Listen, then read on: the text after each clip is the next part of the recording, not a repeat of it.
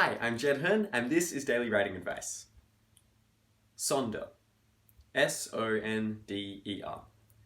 It's a word that refers to that epiphany you have when you realize that everybody walking past you on the street, everybody that you've ever encountered, is a real person and that they have their own unique life going on and that you're only a tiny part of it in the same way that they might only be a tiny part of yours.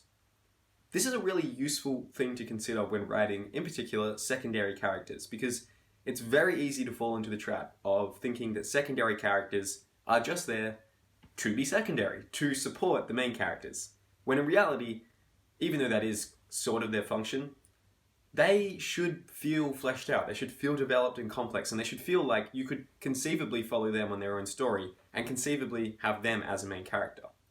So keep in mind this idea of Sonder as you develop your secondary characters. What would they get up to outside of their interactions with the protagonist? Do they have pets? Do they have a hobby? Do they have something that they're really working hard towards achieving?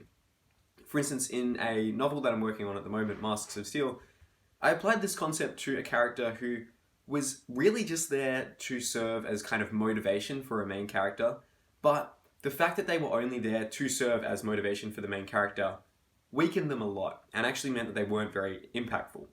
But instead, when I actually took the time to think about, well, what is this person's, what are their goals, what are their hopes, what's their relationships like with people outside of the main characters in the story, it really helped flesh them out, and it made me completely change this person from being a one-dimensional support piece for the protagonist to actually being a relatively three-dimensional person with their own life and their own personality that doesn't just relate to the main character. And as a result, it meant that those interactions with the main characters in the story were so much richer, were so much more interesting, and this character felt more real as a result. So in your stories, think about this idea of Sonder, this epiphany that everybody is unique, and everybody is living their own unique life. Apply it to your stories, and you'll create some amazing characters. So that's our episode. I've been Jed Herne. Thank you so much for listening, and I will see you next time.